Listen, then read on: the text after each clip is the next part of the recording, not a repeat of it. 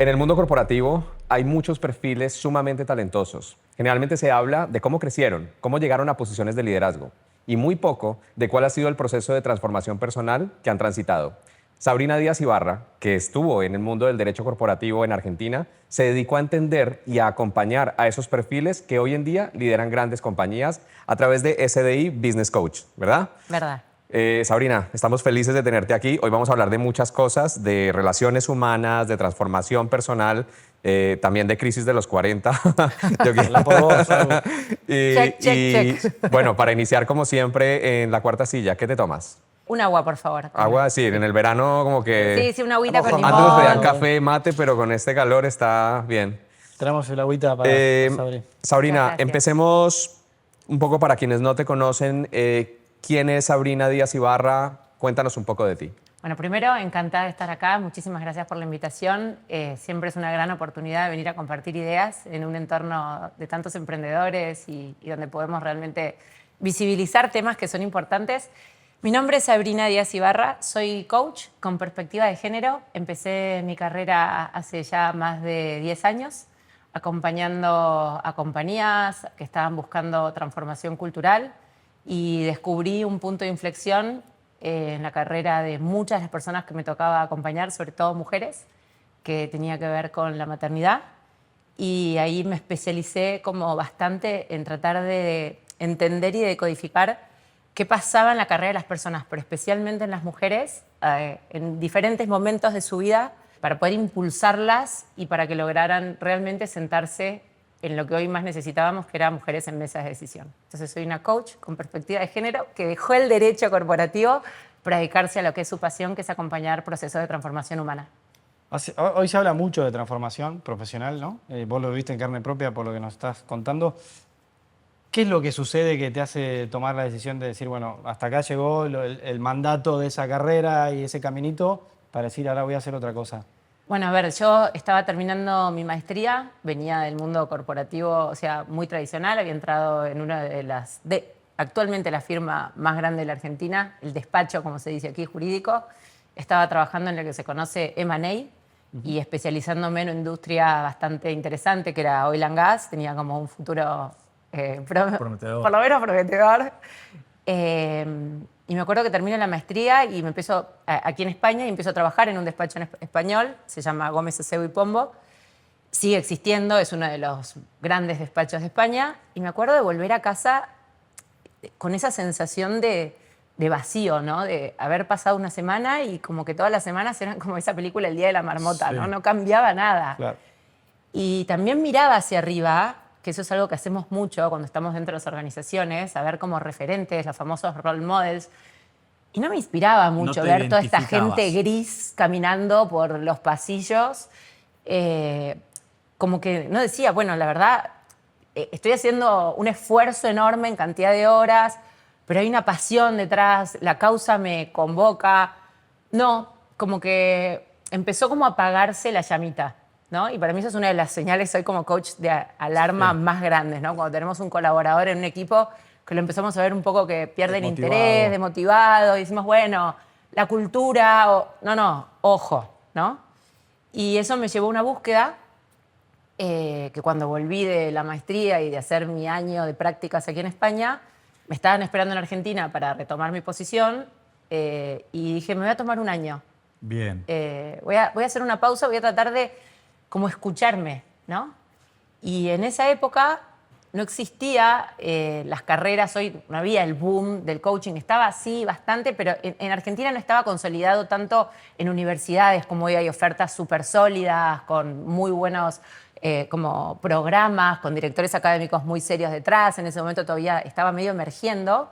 Entonces me acuerdo que una clienta de una compañía muy grande de Argentina, de recursos humanos, me dice, si vos querés hacer un proceso personal, cruzá la cordillera y andate a Chile, que hay un señor que se llama Rafael Echeverría, que esto lo tiene bastante claro. Y bueno, yo crucé la cordillera, no tenía nada que perder. Como San Martín. Sí, correcto. Entonces crucé y me empecé a encontrar. En Chile había en ese momento varias escuelas que ya venían hace muchos años formando coaches, sobre todo business coaching, que era lo que a mí más me interesaba, porque venía del mundo corpo y es donde yo sentía que esto hacía más sentido. Hice un proceso personal, puse $10.000 en ese momento de la formación, invertí, eso es importante, ¿no? Que a veces uno dice, bueno, quiero hacer una pausa en mi carrera, pero no querés explorar, no querés invertir, no querés tomar riesgo. Bueno, yo en ese momento no tenía hijos, me lo podía permitir, trabajaba muchas horas, tenía bastante buen salario y dije, yo voy a invertir por acá. Bien. Pero lo hice para mí, para tomarme ese año de explorar un poco por dónde seguir. ¿Cuántos años tenías ahí? 28 años. Ya. Todo mi entorno lo vivía como una catástrofe, que yo no les puedo explicar. Claro, estabas abandonando una carrera. Abandonando Estabas en tu el carrera, sector. qué horror. Había terminado en la UBA con diploma de honor, había terminado la maestría, becada también con diploma de honor. Tenía una silla en los lugares más codiciados, Sí. ¿no? Dentro de lo que yo había estudiado era algo como muy relevante. Y todo había sido con mucho esfuerzo y mucho mérito. Entonces, como que no entendían que de la noche a la mañana parecía que yo estaba pateando el tablero y la chica se había ido del otro lado de la cordillera Enloqueció, ¿qué a le pasó? escuchar filosofía, porque básicamente era eso, ¿no? Lo que hizo Echeverría fue articular sobre muchas corrientes. Una, que tiene que ver con la corriente ontológica, que es un coaching que apunta a transformaciones profundas del ser humano. Y a veces uno puede escuchar eso y parece un humo terrible, pero cuando uno se dedica a estudiar en profundidad y estudiar de los autores de cual él se inspiró, estamos hablando de Humberto Maturana, Flores, grandes pensadores, ni hablar de toda la bibliografía alemana en la cual se inspira, que nos hacía leerla, traducida al español, uno empieza a entender y decir, ojo, que quizás acá esta gente tiene alguna idea clara, ¿no? Y cuando terminé el programa, yo ya no podía hacer otra cosa, chicos. O sea, me había enamorado de esta filosofía y de esta capacidad que tenemos las personas de poder diseñar la vida que queremos tener. Y yo dije, yo voy a diseñar la mía. Esto de que el trabajo de tus sueños te lo tenés que salir a crear, Sí, bueno, es así. lo encarné. Bien. Y empecé a trabajar con él en la Ditela, porque abrió el programa de formación de coaching ahí, que la Ditela, para los que quizás están en España y no conocen, es como el IE de la Argentina, entonces me daba cierta reputación. Él era el director académico y empezaron grupos muy pequeños los primeros años y después terminó siendo el programa con más popularidad. Teníamos 120 alumnos que venían de las principales compañías del país, CFOs, CEOs, managers con mucho background atrás.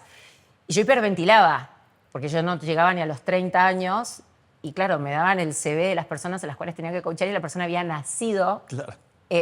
se había recibido el año que yo había nacido. Y yo decía, madre mía, ¿cómo voy a hacer para coachar a esta persona? ¿Qué le voy a aportar? Y ahí empecé a entender un poco de qué va el coaching, que no tiene que ver con tu experiencia de vida, no sos un mentor. Nosotros nos formamos para tener distinciones que vos de momento no tenés y que yo te voy a ayudar a que seas el mejor líder que puedas ser. Y ese es el valor agregado que tiene hacer un proceso. Muy bueno.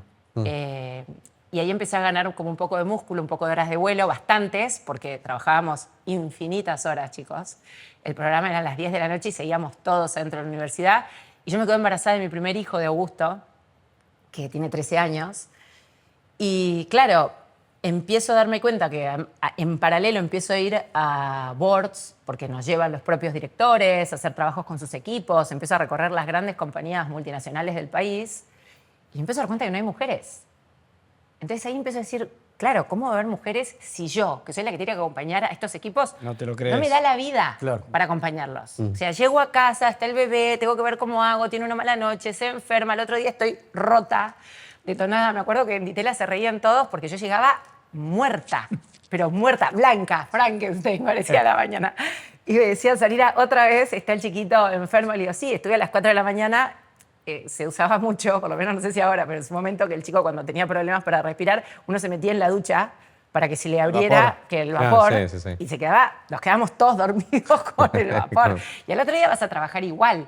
Y yo decía, claro, acá hay un gap que nadie está atendiendo, que es que acá hay un montón de mujeres que están haciendo un sobreesfuerzo, las famosas tareas invisibles, y empecé a investigar, pero me lo tomé muy seriamente porque a mí me estaba pasando, que yo ya no podía más y estaba a punto también de defoltear este proyecto de vida maravilloso que había encontrado. Estaba enamorada de lo que hacía, había encontrado mi propósito, que era acompañar a personas a ser su mejor versión y estaba por defoltearlo. Si no te daba la vida. No me daba la vida.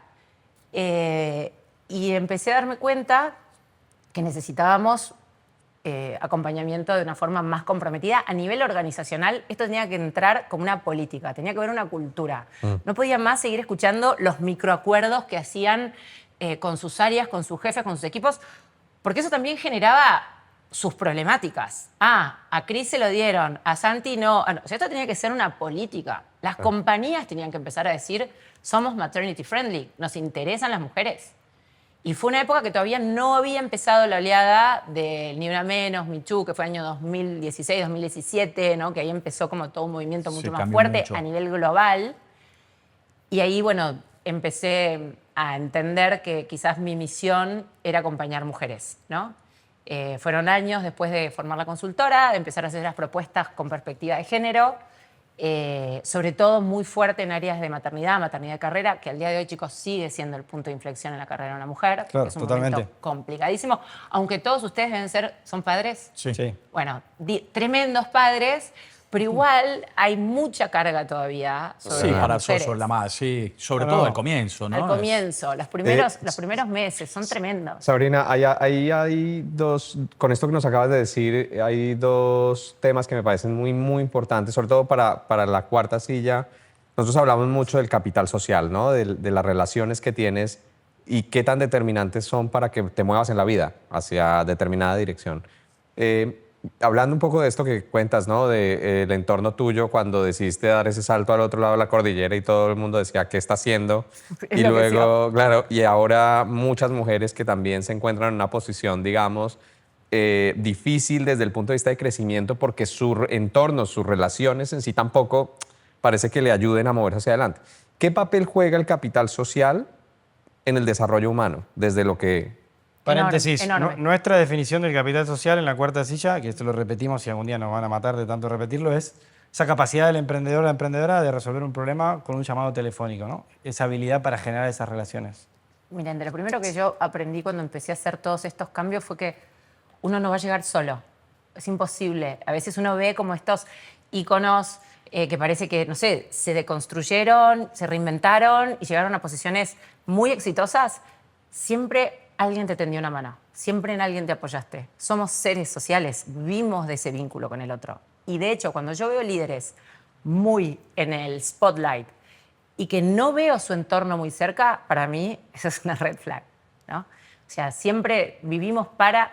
Vos puedes tener muy buenas habilidades gestionándote solo, pero a mí me interesa ver qué pasa cuando hay un otro en tu entorno. Porque al final nos moldeamos en ese espejo. Y el capital social termina siendo para mí uno de los músculos más importantes de un emprendedor o de una mujer. Imagínense una mujer con un bebito chiquito, si no logra armar... Lo primero que yo les digo, y eso es una frase, chicos, que justo creo que calza con la cuarta silla. Ninguna mujer puede volver a trabajar sin una red que la sostenga por detrás. Claro. Imposible. Genial. Es imposible.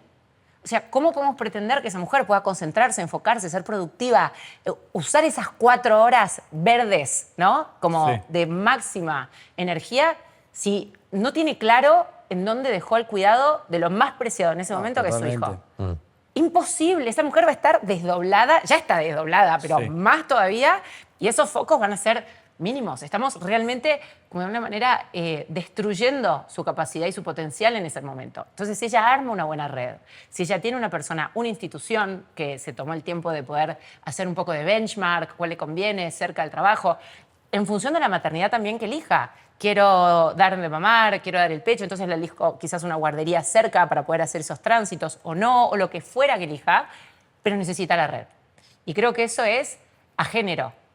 Todos necesitamos una red para emprender, para hacer un cambio en nuestras vidas, porque me quiero mudar de la casa, soy un chico joven y me quiero mudar de la casa de mis padres y necesito hacer conexiones. Es fundamental. Alguien que me cuente, bueno, elegí este barrio, bueno, tratar de contactar gente que ya esté viviendo ahí, qué te gusta, qué no, cuáles son los precios. Al final, creo que esa capacidad de ser tejedores de esas redes es una de las habilidades más preciadas que podemos realmente poner foco ahí. Ahora, el tema es cómo. Porque hemos visto durante tantos años gente tejiendo redes de forma que nos parece hasta desagradable, o voy a ser un poco más fuerte, despreciable, ¿no? En esta cosa súper transaccional de ciertos mercados. Yo hice mucho tiempo, cuando empecé en el mundo del coaching, quizás por un tema de cuál era mi background anterior, hacía mucho finanzas. Me tocaba trabajar adentro de muchas escuelas de gerentes dentro de bancos. En Argentina la gran mayoría de los bancos. Pasé por esas escuelas. Y claro, veía esta cosa bien del mundo banking, ¿no? Como muy sharp, poco tiempo, muy transaccional. Los del mundo del banco los adoro, son muchos clientes hoy. Pero Hay hubo que un seguir cambio, facturando, hay ¿eh? que seguir, que sigan apoyándonos. Pero la verdad Y es fue que, cambiando es que igual. hubo una evolución Sí, enorme. tremendo. Hubo una evolución enorme al punto que a mí me tocó en un momento liderar un proceso de transformación cultural de un banco que ahora ya dejó el país, pero que estuvo muchos años, que se propuso ser el banco más humano del mundo. Mirá. Miren el cambio del volantazo cultural que pegaron. Pero claro, los que crecimos viendo el lobo de Wall Street, ¿no? Nos hablaban de networking y creo que se nos ponía la piel de Sí, gallina. sí, Decías, no, yo me voy a casa. Y más si tengo algo valioso en casa. Claro. Lo que fuera que tengas en casa. Y poder reconvertir la interpretación que tenemos de hacer una red, para mí es algo fundamental y es una causa que abrazo hoy desde Women for Business, que es el club que cofundé Sí. con Judy Rustá, una argentina maravillosa que conocí hace 2 años, y hicimos match enseguida y dijimos, acá hay que allanarle el camino a todas las mujeres latinas que están desembarcando, porque la verdad que hay tanto para hacer, ¿no? Y si podemos allanarlos a través de un club exclusivamente Eso, y la red. que haga la nuevamente, red, y nos encontramos al día de hoy donde todavía hay mucha resistencia. Bueno, es una pérdida de tiempo, o es algo súper frío, o no tengo que andar haciendo autobombo de mi trabajo, yo soy bueno y eficiente, y eso como que al final va a ser efecto derrame, ¿no? Sí.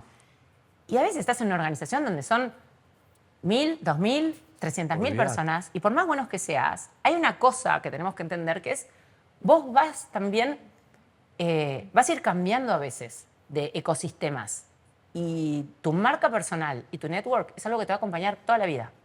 Ahora, desde dónde vos estás construyendo esa red es fundamental. Entonces, lo haces desde un lugar de aportar valor, de ser un giver, ¿no? Como el libro, de ser una persona, mira, yo pongo sobre la mesa lo que sé hacer, ¿no? Pongo sobre la mesa lo que creo que puedo aportar. Y no de esa forma transaccional de, ¿y vos qué me vas a dar a cambio? Sino, ni idea, quizás pasan 2 años y no nos vemos más. Sí. Pero, Pero bueno, eso yo es, creo que es esto el capital te suma. social, o sea, se pregona ahí. Me gustaría profundizar un poquito ahí, vamos a pelearte un poco. Sí. A mí, personalmente, me incomodan un poco estas frases tipo do what you love, que popularizó un coworking muy famoso, que después hay series y películas. Pero bueno, hay algo ahí, ¿no? Entre encontrar esa búsqueda. ¿Cómo hacemos para que no haya más coach que coaches? ¿Cómo hacemos para que no haya más gente trabajando estos conceptos de equipos recibiéndolos? Sí, a ver, como todo, chicos. Hay de todo. En el mundo profesional hay gente buena, hay gente mediocre, hay gente estafadora, hay gente tremendamente talentosa, que lo podemos encontrar desde cirujanos plásticos hasta seguramente si empezamos a buscar en las ciencias más duras. Y el coaching, lamentablemente, durante muchísimos años adoleció de muy mala prensa, porque hubo mucha Sí, gente pues sigue realmente. pasando. Sí, sigue pasando. Y a mí, al principio, no saben lo que me costaba cuando yo dejé el mundo del derecho, pasar de decir que era abogada, corporate, de banking, a decir que era coach. Creo que estuve 5 años en una transición de identidad donde no podía decir que era. Y, ¿pero qué haces? Trabajo en la Ditela. O sea, trataba de agarrarme Sí, como sí, ¿viste? De marcas hasta que le sólidas, encontrás otro de nombre, Echeverría, de no sé qué. Pero vos, Claro. ¿qué haces? Y no, tenía bueno, como un sí, le dabas rechazo vuelta. con la palabra. Hasta que en un momento la integré y la hice propia, porque dije, yo soy la profesional que yo sé que soy. Da igual, yo lo llamo coaching, el mundo lo llama coaching, vamos a llamarlo coaching. Pero yo sé lo que ofrezco, yo sé la calidad, yo sé lo que me formé, yo sé las horas de vuelo que tengo en esto. Entonces, el mundo lo llama coach. Vos querés ponerle consultor, querés ponemos el nombre Llámalo que como quieras. Tal cual. De hecho, hay compañías que me han pedido que cambie la factura y que ponga Claro. otro servicio. No lo el de finanzas no lo va a aprobar. Esto. Sí, CFO no lo Hasta que llegue prueba. el CFO, esto no se Cuando paga. dice consultoría, bueno, ahí va. Entonces uno también tiene que aprender como de alguna manera a hacer las paces con lo que se enamora. Porque nada de lo que nos enamoramos es perfecto. Y hay una parte que siempre hay un trade-off y dejamos arriba de la mesa. Y esto es lo que no me gusta de mi profesión y de la vocación y lo que hago hacer. Yo me enamoré de algo que tenía muy mala fama. Es como si me hubiera enamorado con el, no sé, Latin lover del barrio. Y bueno, qué sé yo, me enamoré de ese. No tiene buena prensa. Pero en una de esas, yo le puedo dar una chance y yo puedo construir algo diferente porque yo soy otra persona. Y en mí el coaching vive de una manera muy propia. Yo le metí mucho de mi bagaje corporativo, exigente, y ahora vamos a hablar un poco de eso, de la exigencia, la rigurosidad. O sea, yo vengo Eso de lo un- repetís mucho, el tema yo de la vengo, exigencia. yo vengo de un mundo donde lo que no estaba escrito en piedra, chicos, no valía. Porque es así. Entonces fue como reinventar eso también. ¿Cómo ha sido ese proceso de aterrizar? Porque yo te escucho y siento que todos estamos de alguna manera transitando en distintos momentos una crisis de identidad, ¿no? De poder responder. A mí me incomoda como ajuste un montón esa pregunta. Hay dos preguntas que me incomodan horrible. La primera es, ¿quién eres? Porque... y la segunda es, ¿cuál es tu propósito? Y hay otra que es, ¿a qué hora llegás? También, ¿no? Y es tremendo. Entonces, Sí, me molesta eso porque, claro, siento que además son preguntas que se han vuelto mucho más complejas desde que soy inmigrante. En tu caso, ese proceso de venir a España, ¿cómo ha complejizado de alguna manera esas preguntas? ¿Qué ha cambiado y qué herramientas has utilizado que le pueden servir a la gente que escuche este podcast Sí. para transitar ese proceso? A ver, yo siento que todos los años que yo estuve en Argentina y desde ahí di servicios a América Latina, porque empezaron a aparecer oportunidades en Colombia, en México. Bueno, al final uno empieza a hacer red también transnacional, que eso ayuda mucho al negocio, si tiene buenos equipos y buenos apoyos. Pero cuando yo llegué a España, que llegué en un contexto muy hostil, muy difícil, llegué en plena pandemia, con 3 hijos, sin trabajo, habiendo dejado muchos años muy buenos, muy sólidos y de mucho reconocimiento, y acá era nadie, y no conocía a nadie. Parte de ese reconstruir la identidad profesional y también a nivel personal, porque me cambió mucho a nivel personal, fue, ok, el territorio es otro, tengo que tratar de entender qué valora este lugar donde yo quiero, de alguna manera, enraizarme. ¿Qué es importante para ellos? Bueno, en España es muy importante los vínculos. Y es una cocción lenta. Es como esa comida de las abuelas que empieza con las cacerolas y el ruido de la cacerola a las 10 de la mañana y comienza a las 8 de la noche. Así son los vínculos en España. Son lentos, pero se va cocinando. No venía con esa ansiedad argentina de resolverlo todo. Yo encima emprendedora, en 2 minutos tenemos que ¿Y hacer pero el deal. entendiste eso rápido, el proceso? Y No, que fueron 2 años muy duros. que te entras a chocar contra Muy la duro pared. de que chocar, de querés- no entender, de por qué todo no. Si a mí me va muy bien en Argentina y Argentina, ¿qué? O sea, ellos en su mapa no llegan tan lejos. Claro, y le querés dar velocidad y, Y no vos le no- querés no dar podés. velocidad y es peor, Es porque, peor. porque mostrás en algún punto ansiedad y es algo que no les gusta. Y ellos quieren ir como a su ritmo, ¿no? Y de alguna manera también están testeando de qué estás hecho. Sí. Sí, totalmente. No. Y ahí es uno donde tiene que mostrar de qué está hecho. Es un Y tenés mercado que muy empezar a ver localista.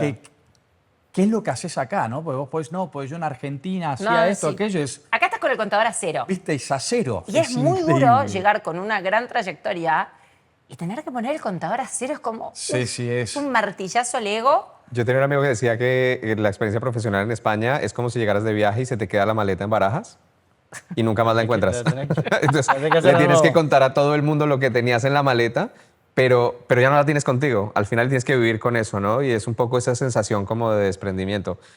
Creo que tenemos que saltar Secciones. a una sección Este que es mi momento favorito. piensa rápido. Dale. No me critiquen. Otro- ahí, otra vez, se nos sí. va el presupuesto. A Mira, ver. Justi sigue ahí. Ahí está, me Sí, encanta. ya. Le queremos Me cortar critiquen. esto y no, este Yo hago todo insiste. esto solamente por este momento, que es... Disfruta. Bien, bueno, Déjenme disfrutarlo. Bueno, yo te voy a ir diciendo cositas Vale. y bueno, vas respondiendo. Un poquito en relación a lo que venimos hablando. Si se te cae, tenemos más. ¿Éxito o propósito? Propósito, sin duda. ¿Por qué? Porque me parece que el éxito sin propósito es espuma. A mí el éxito que no va a dejar una huella, que no tiene que ver con tu legado, que no tiene que ver con trascender, pero hablo de una mujer de más de 40 años, donde para mí la huella que voy a dejar y la trascendencia hoy es vital. No me muevo en espacios donde no siento que hagan match conmigo, no cultivo vínculos superficiales, me cuesta. A veces lo tengo que hacer porque no me queda otra por trabajo, pero voy bien enfocada a que es por trabajo y ya. Me parece que eso, la gente que llega a lugares de éxito sin entender primero qué lo mueve en la vida y qué está cuidando y qué va a dejar en el mundo, están recién empezando. Sí. Bien. Me diste pie a la siguiente pregunta, que es, ¿se disfruta más el proceso o más el resultado? Ay, me estás matando ahí. El proceso me parece que nos cuesta todavía mucho a lo que venimos de muchos años de mirar números, de estar a veces apretados, porque necesitamos... El resultado es la pauta ética de que lo que estoy haciendo tiene un compromiso grande por detrás. Yo puedo poner mucho proceso, pero si yo no puedo mostrar al menos micro resultados, el barco tiene que volver a replantear la hoja de ruta. Para mí el resultado no se suelta jamás. Pero a veces mirar solamente el resultado nos genera mucha ansiedad. Claro. Porque los tiempos y los ciclos Ahí está son el largos. proceso, Entonces ahí nuevamente. es donde vuelve a tomar relevancia el proceso y decís, bueno, este trimestre quizás no estamos llegando Exacto. a las métricas, a los números, por un montón de motivos que tenemos seguramente que aprender y que ajustar.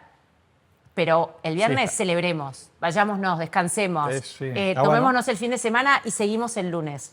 Porque si no, el proceso también, uno necesita oxigenarse para llegar a ese resultado. Entonces, Sí, si no lo podés llegar a abandonar. Que lo es podés llegar a último que hay. abandonar. Sí. Mucha gente en el mundo emprendedor que nosotros conocemos tiene ideas espectaculares, tenía equipos tremendos y por tema de proceso, Sí, de que no abandona. pudo sostener, Claro. lo abandona. Y entonces digo, bueno, quizás ahí faltó el poder disfrutar un poquito también, el poder reconocernos. Che, llegué Sí. hace 2 años, no conocía a nadie, ya estoy acá, armé esto, estoy dando este tipo de servicios. Exacto, sí. Vamos poco a poco. Creo que el proceso acompañado de progresividad. Entender que esto es paso a paso. Vamos poco a poco. Y cada tanto la pelota tiene que entrar en el arco, si no... Y cada tanto la pelota tiene que entrar en el arco, si no, chicos, tenemos que replantear qué hacemos. No sé. Bien. ¿Se llega rápido o se llega acompañado? Acompañado siempre. Siempre. Y más a esta altura de la vida. A mí hay una analogía que siempre me gusta usar, que es, a mí contame la foto de la persona. No, vas a coachear a Cris, empresario, exitoso, factura tal, todo, países, maneja, cierra deals por tanto dinero. Ok, contame la foto. Contame con quién está, quién lo acompaña, quién es su entorno, quiénes son las personas de valor que están en su vida. Me estás haciendo pensar en tu foto. No, Hagan este ejercicio cuando ustedes conozcan a alguien que les vienen con un montón de números rimbombantes y ustedes abstráiganse y hagan research sobre la foto de la persona. Eso les va a decir mucho más Está bueno el que todos ejercicio. los números Me que gusta. Qué tenemos. interesante eso. Sí. Yo tengo una pregunta ahí. Hablábamos un poco de cómo las relaciones a veces, no sé, hay gente que lo plantea y yo creo en ello, y es que te toca replantearte relaciones para avanzar, ¿sabes? Hay gente que se va quedando en el camino. Y cuando vas llegando a una etapa de la vida, y además que ya tienes más hijos, que tienes menos energía, ya hay entornos o relaciones que se van diluyendo.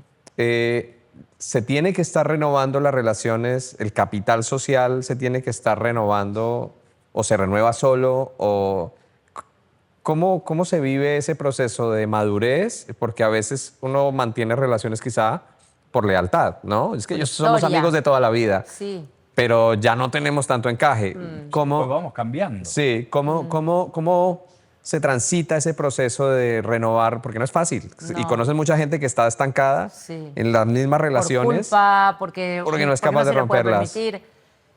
Yo creo que es un gran ejercicio y las famosas crisis de mitad de vida muchas veces tiene que ver con eso, ¿no? Porque nos empezamos a replantear muchas cosas porque aparece algo, chicos, que hasta ese momento no, y parece como una cortina así que nos bajan, que es la noción del tiempo. Sí. Hasta tu crisis de mitad de vida, el tiempo da igual. Yo puedo ir a comer con estos que no tengo nada en común, pero bueno, salgo hoy, porque tengo con quién salir. Sí. Cuando vos pasás por esa noción donde el tiempo es finito, estamos ya en el vestuario, vamos a salir al segundo tiempo. Y quizás toda esta gente con la que voy a salir no me suma nada, no No, tengo nada en común. Cuidás la energía también, ¿no? Empiezas a cuidar mejor tu entorno y decís, che, yo quiero estar rodeada de personas con las cuales tenga inquietudes comunes, que sean afines a mí, que compartan valores. Y también empezar a mirar, a mí hay una distinción que es muy relevante, es, ¿esta relación me hace bien? Yo siempre le pregunto a la gente, cuando vos entrás a ese entorno, ¿entrás con ganas? No. Ok. Replanteate. Cuando salís motivado, No. Ya está. 2, 3 preguntas clave. Entonces, o sea, Y yo ya sé, está. hay gente... Tiene hay 4 vínculos- patas, ladra. Es claro, Sí, ya está, hay vínculos flaco. que de repente no podemos cortar porque, no sé, son hermanos, son familiares muy cercanos. Y digo, bueno, un poco más de distancia entonces. Pero Y se es un puede estar todo proceso el igual, tiempo. porque digo, yo llevo casi 11 años en España y tengo el ejercicio este de cuando voy a dar charlas me fijo en mi calendar, yo soy un friki del calendar, tengo todo ahí, busco la palabra café y tengo los 300.000 cafés que me tomé con la gente. ¿En serio? Qué bien. Y voy viendo la evolución del calendar, cómo pasó de cantidad a calidad. Claro. O sea, hay un momento en el que sí, bueno, ahora ya puedo empezar a elegir en Sí. qué despelotes meterme y en qué lugares elijo estar o no. Y es súper valioso lo que decís, porque también tiene que ver con tu timing, no solo vital, que claramente después de los 40 sos más selectivo, porque te conoces más, y porque también, a mí personalmente me pasa, chicos, que yo no tengo tanta paciencia para poner sobre la mesa cosas que me parecen básicas. Claro. Presencia. O sea, si no vas a estar en esta conversación, ahorrémonos el tiempo. Si vas a estar realmente mirando el móvil toda la reunión, yo no tengo ganas de volver Sí, sí, a este tal lugar, cual. ni a tenerte como cliente, ni a tenerte como vendor, ni a tenerte como nada en mi vida. Y no tengo tanta paciencia para explicar cosas que para mí son muy, muy Básicas. básicas de vínculos sanos. Total. Creo que hay algo espectacular que nos pasa a esta edad es, de alguna manera, es como que dejas de poner tanta presión sobre cómo te están viendo los otros. Que cuando uno construye red y capital social, es como ese dron que está sobrevolando constantemente. Cómo habré caído bien, les habrá gustado la propuesta, sentirán que puede haber match, ¿no? Estás como muy mirando eso. Y yo creo que cuando uno va adquiriendo experiencia, años de vida, también lo que va adquiriendo es ganas de tener coherencia y vivir en coherencia. Sí. ¿Con qué? Con quién uno está siendo. No de una forma rígida, porque estamos transformándonos, pero en este momento de mi vida yo soy esta y me importan estas cosas. Entonces, yo quiero ser coherente. No quiero tener un sponsor que promueva cosas. Sí, que no puede tiene ser nada un que ver. casino. Y la verdad no tiene nada que ver conmigo. Claro, claro. ¿Entendés? O sea, si va a venir a sponsorearme el club de mujeres, un casino, la verdad que le diría que no. Y soy 100% honesta porque defender esa coherencia cuesta dinero. Claro. Y uno tiene que estar absolutamente alineado a que va a dejar dinero arriba de la mesa, pero va a ganar paz Sí. y va a ganar tranquilidad. Y esa magia de la coherencia después al final termina siendo que la gente que te elige al 100. No te elige un poquito, Claro. no elige la cuarta silla un poquito. No, no. Yo los acompaño a los chicos porque los chicos son lo más. Me encanta lo que hacen. ¿Por qué? Porque son coherentes. Sí, Ahora, sí, tuvieron sí. que dejar mucho en el camino para Claro. ganar. Seguís cuidando tu marca personal también, que hace un rato hablabas del tema. 100%. haciendo eso. Hay una sección, ya nos toca ir Titulares. cerrando. Tenemos una sección que es de opinión. Leemos unos titulares y el invitado nos dice, o la invitada nos dice su opinión. opinión. Lo hacemos para gente que no se ha mojado. Lo que pasa es que tú llevas todo el podcast dándonos. O sea que no puedes ir para atrás ahora. Ya está. Ya Sí, cruzar sí. la cordillera. Ya ya cruzar. vamos. Ya cruzó la cordillera de San Martín. No decimos el autor, solo la frase. Tan importante como los objetivos es cuidar las relaciones. Que ya estuvimos hablando un poquito del tema. Cierto, o sea, 100% lo acompaño. Me parece que, como decíamos antes, llegar solo al resultado es una situación muy trágica para un equipo y muy trágica a nivel personal. Si realmente no pudiste tener la capacidad de escuchar a las personas, si no pudiste generar un ecosistema donde alguien pueda levantar la mano y decir, yo no puedo más. Yo llego hasta acá, pero realmente no puedo más. Y decir, bueno, ¿cómo hacemos para que esta persona se vuelva a subir? O la reacomodamos de área, o buscamos la forma. Y al final, no sé, estás liderando chatbots. Porque a las personas nos pasan cosas todos los días de nuestras vidas. Y ahí viene el tema y va en relación a eso. La inteligencia artificial obliga a recuperar el humanismo. Justo. 100%. O sea, no puedo estar más de acuerdo. Creo que es realmente el diferencial que va a marcar una compañía que está hoy alineada a lo que su consumidor, su audiencia está buscando. Por algo, chicos, las marcas de lujo están invirtiendo fortunas en eventos presenciales. Porque ya, está bien, e-commerce nos hizo como un boom buenísimo. Sí. Ahora, la marca está apostando, Miu Miu apostó a un club de lectura en el medio de Milán y explotó. Sí. Y está todo el mundo diciendo, bueno, a ver, ¿cómo hacemos para empezar a generar actividades de vinculación presencial real profundas? Y además yo tengo hijos chicos y yo los escucho y mi hijo de 13 años me dice, ay mamá, apaga ChatGPT, miente todo el tiempo. O sea, hasta ellos mismos empiezan a Está desconfiar genial un que lo poco. vean ellos, Sí, porque si no, en la vida... sí. yo creo que al final están pegando la vuelta de Sí. tuerca y están empezando a generar ellos mismos sus propios encuentros presenciales, aunque sean más cortos, cuando hasta hace 5 años la gran preocupación de los padres adolescentes era, che, no sale de la habitación, estuvo toda la semana jugando a la Play. Claro. Y ellos mismos están empezando a generar espacios de vamos al cine, vamos a comer, vamos a... Bien. Hay una vuelta de tuerca que la generación que viene abajo de la Z, que parecía que estaba marcando las reglas del juego, le está diciendo, queridos, ustedes Sí. quedaron todos para el chaleco de fuerza. Nosotros queremos volver a lo tradicional, a lo que vemos que funciona, a lo vemos que nos hace bien. Obviamente necesitan orientación de los padres, Sí. porque hay mucho descontrol con todo eso, pero creo que si nosotros podemos como padres marcarlos el camino de lo que sí, de lo que no, con permisos, no prohibiendo, no soy para nada pro de las prohibiciones o que sean las regulaciones. Parece que cada uno en su casa tiene que tener Sí. las cosas claras y acompañar ese espíritu de volver a conectar desde persona a persona, cara a cara. Ese es un valor diferencial que hasta ahora la inteligencia artificial, Sí, por más sí, que haya sí, gente casándose con robots, No. todavía No no tiene tiene. casas. Último. Última, más polémica. Si echamos a los inmigrantes, ¿quién va a trabajar en el campo? Uf. ¿Santiago Abascal? Te dije. ¿Quién metió esta pregunta? No sé. Me estás matando. Producción. con eso. Primero que la frase me parece muy infeliz, muy poco afortunada, con muy poca sensibilidad social. La gente que trabaja en el campo es gente que realmente lo deja todo y gracias a todos esos agricultores podemos tener hoy una alimentación seguramente Saludable. diferente. O sea que necesitamos esa gente. Necesitamos que la gente que esté en el campo quiera realmente estar laburando. Y no me parece que tenga, no sé, me parece que los temas de inmigración en Europa son muy complejos, porque si uno sigue políticas migratorias flexibles, como fue, por ejemplo, Merkel en Alemania, cuando fue la guerra de Siria y abrió las fronteras y fue sumamente criticada, y al final el diario del lunes no es favorecedor con lo que ha sucedido a nivel social, cuando uno lo estudia y lo ve, tampoco es la solución, ¿no? Tampoco cerrarlas. O sea, creo que los temas migratorios son bien complejos. Me parece que, de alguna manera, no sé, yo creo que todos somos un poco migrantes. Entonces, cuando parto de esa filosofía, me parece que el tema del territorio y cómo se manejan hoy las fronteras es un tema complejo. Hay un cambio geopolítico muy fuerte. Encabezado por Trump. En Europa hay corrientes xenófobas grandes y extremistas que están lamentablemente otra vez volviendo a estar representando partidos políticos y generando ideas duras, raras, poco humanas. Me parece que los que tuvimos la suerte de poder estar en un país de forma legal tenemos un poco la obligación moral de poder trabajar para que aquellos que no están teniendo esa misma suerte puedan sentirse en casa. No creo que nadie pueda arrogarse el derecho de expulsar a nadie de un país, menos como si fuera un animal, como lo están haciendo en países que se hacen llamar de primer mundo. Y si bien entiendo que es complejo, Sí.